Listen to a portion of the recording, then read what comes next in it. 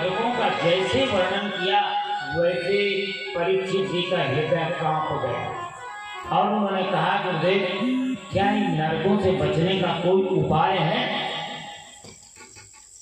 तो पहले तो ये उपाय बताया कि देखो, इसके लिए हमको तपसा ब्रह्मचर्येण समेन दमेन चा त्यागेन सत्य शौचाभ्याम यमेन नियमेन चा। एक लंबा बता दिया प्रोसेस। तपस्या करो, ब्रह्मचर्य का पालन करो, सम दम त्याग सत्य शौच यम नियम, इनका पालन करोगे तो नरक से बच जाओगे। तो परीक्षित जी तो और घबरा गए। अभी तो हमारे पास 4 दिन तो बीतने वाले हैं, 3 दिन तो पूरे बीत गए, अब 4 दिन हमारे पास शेष हैं। अब 4 दिन में हम ये क्या कर लेंगे? कौन सी तपस्या कर लेंगे? कौन सा ब्रह्मचर्य का पालन कर लेंगे? कौन से यम नियम का पालन कर लेंगे? गुरुदेव कोई सरल उपाय बताते, तब बहुत बढ़िया बताया सरल उपाय। केचित केवलया भक्त्या वासुदेव परायणः। परीक्षित, यदि बहुत सरल उपाय चाहते हो, एक सरल उपाय है, भगवान ठाकुर जी गोविंद श्री कृष्णचंद्र जी के चरणों के प्रति प्रेम बढ़ा लो। इतना तो 4 दिन में भी हो सकता है। और यदि ऐसा कर लिया तो फिर तुम्हें नरक नहीं जाना पड़ेगा। ये नरक क्या है? धोबी घाट। धोबी घाट नरक क्या है? धोबी घाट। और जो कपड़े आप अपने घर में साफ कर लेते हैं तो क्या उसे धोबी के यहाँ जाना पड़ता है? और जो कपड़े आप अपने घर में अपने से साफ नहीं कर पाते, उसको ही धोबी के डंडों की चोट सहनी पड़ती है। यदि अपने से आपने अपना सुधार कर लिया तो फिर आपको नरक की यातना नहीं करनी पड़ेगी। और इसके लिए सबसे बढ़िया है, सबसे सरल साधन है भगवान का नाम लो। एक राम तापस थी अतारी, नाम कोटि उमती बारी। नाम जपत प्रभु दीन प्रसाद, जपते प्रभु दीन प्रसाद।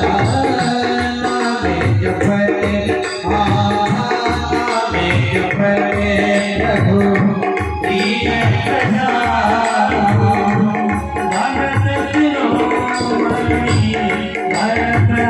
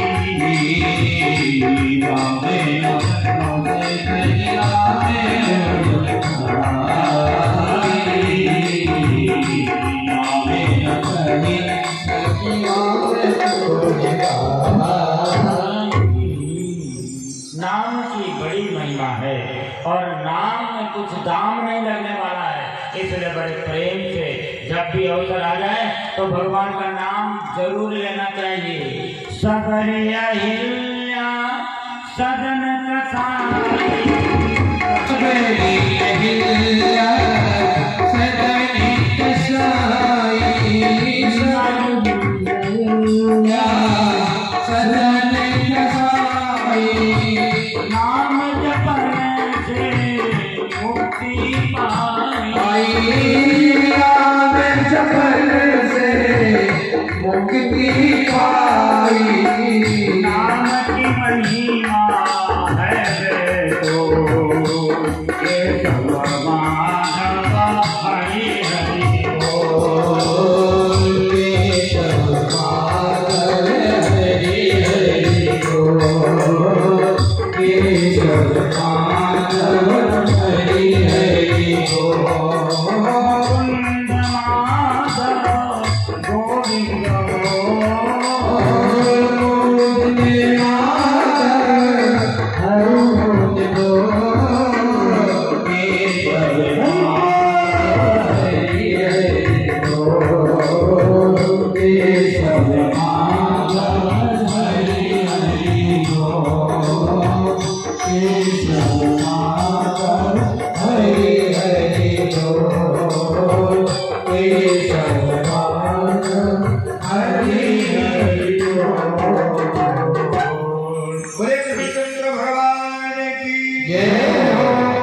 एक कथा सुना दिया कि किस प्रकार से पापी व्यक्ति भी भगवान के नाम से तर जाता है। कान कुब्ज विजह कश्चिद दासे पतिर्जामिला नाना नष्ट कदाचारो दासा संसर्ग दूषितः। कानकुब्ज जी एक ब्राह्मण थे जिनका नाम था आजामी। और ये वन में एक बार गए, एक नृत्यांगना को देख करके आकर्षित हो गए और अपनी विवाहिता पत्नी का परित्याग करके उस नृत्यांगना के साथ विवाह कर लिया। एक विद्वान व्यक्ति, वेद शास्त्रों का जानने वाला व्यक्ति कुसंग में पढ़ करके कैसे पतित हो जाता है। और आज हमारा युवा वर्ग टीवी में हजारों बार अश्लील दृश्य देखता है तो उसके मन का, उसके जीवन का पतन तो सुनिश्चित है। एक बार देखने से अजामिल पतित हो गया, जबकि विद्वान ब्राह्मण था और वो चोरी डकैती बदमाशी करने लगा। उसके घर में कोई भी श्रेष्ठ पुरुष उसके घर की तरफ देखता भी नहीं था। और ऐसे में एक बार संतों का एक समूह निकलता है और संतों ने पूछा, इस गांव में कोई अच्छा व्यक्ति है क्या जिसके यहाँ आज हम प्रसाद ग्रहण करें?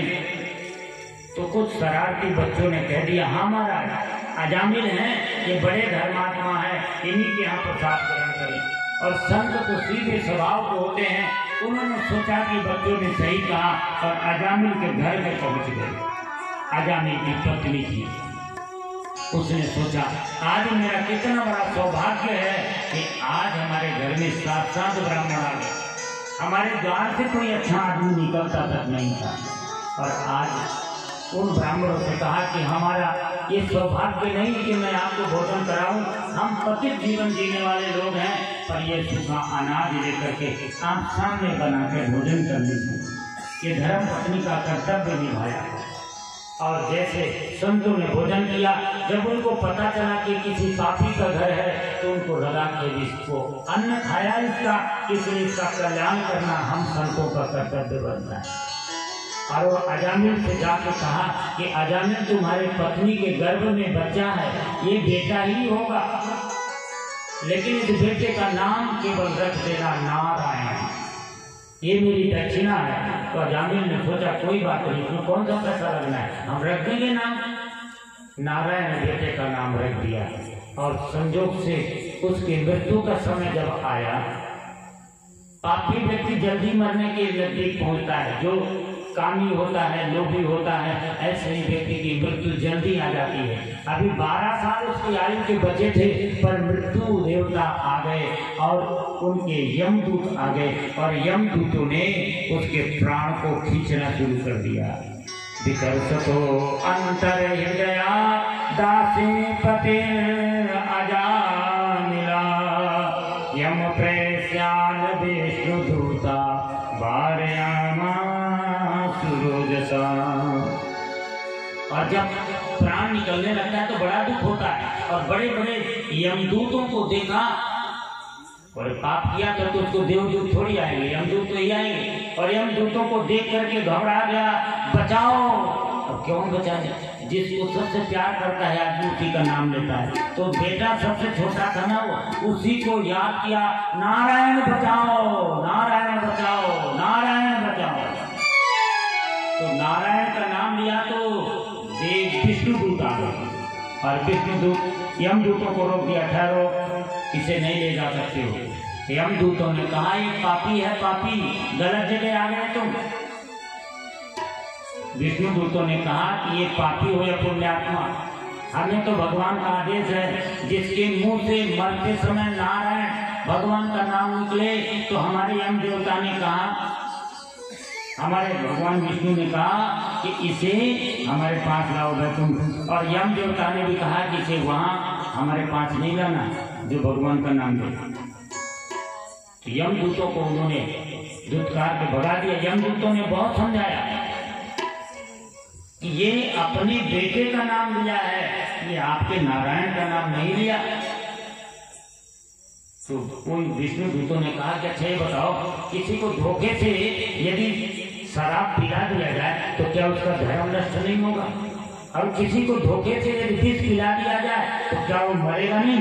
किसी का पैर आग में धोखे से पड़ जाए तो क्या जलेगा नहीं? और किसी को यदि अमृत धोखे से पिला दिया जाए तो क्या वो अमर नहीं होगा? बोले होगा। अरे जब ये होगा तो फिर भगवान का नाम धोखे से ले लेने पर उसका प्रभाव क्यों नहीं होगा? भाव कुभाव अनाथ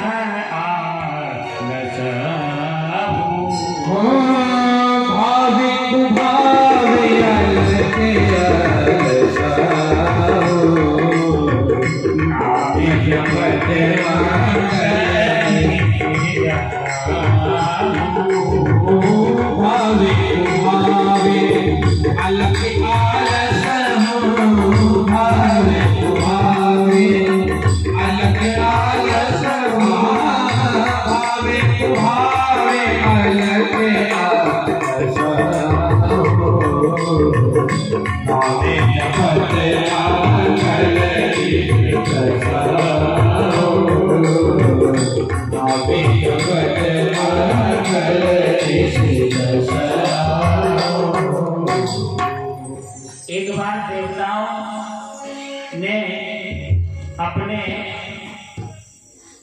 देव वैद्य अश्विनी कुमारों से पूछा कि महाराज ये बताओ, कोई ऐसा उपाय है क्या तुम्हारे पास कि एक कोई दवा दे दी जाए, सारे रोग दुनिया में ठीक हो जाए? क्योंकि हम लोगों को बैठना मुश्किल हो गया। कोई आदमी कोई वरदान मांगता है, कोई वरदान मांगता है, कोई दुख है, कोई दुख है। ऐसा कोई एक उपाय बता दो, एक कोई दवा बता दो जिससे सारे रोग ठीक हो जाए। तो अश्विनी कुमारों ने कहा कि एक दवा, सारे रोगों की एक दवा, अच्युतानंद गोविंदो नामोच्चारण भेषजा नश्यन्ति सकला बाधा सत्यम सत्यम वदाम्यहम्। हे देवताओं, मैं बिल्कुल सही से कह रहा हूं, सभी रोग की एक दवा भगवान गोविंद का नाम लो। बस यदि इतना कर लिया तो जीवन धन्य हो जाएगा। और ये एक अजामिल के समझ में तो आ गया, और हम रोज कथा सुनते हैं पर हमारे समझ में नहीं आया। अजामिल ने सोचा कि बताओ, धोखे से हमने अपने बेटे का नाम लिया तो हमें मृत्युदान मिल गया, देवदूत आ गए, विष्णुदूत आ गए और हमको बचा लिया। और काश में प्रेम से नाम भगवान का लिया होता तो मेरा जीवन कितना शानदार होता। ये सोच करके वो गंगा के किनारे जो 12 वर्ष की आयु बची थी वो जाके तपस्या करने लगा और भगवान को प्राप्त करके अपने जीवन को सार्थक बना लिया। इसलिए इस जीवन का, इस कथा का अभिप्राय यही है कि आप प्रेम के साथ भगवान का नाम लीजिए। बोले श्री कृष्णचंद्र भगवान की जय हो।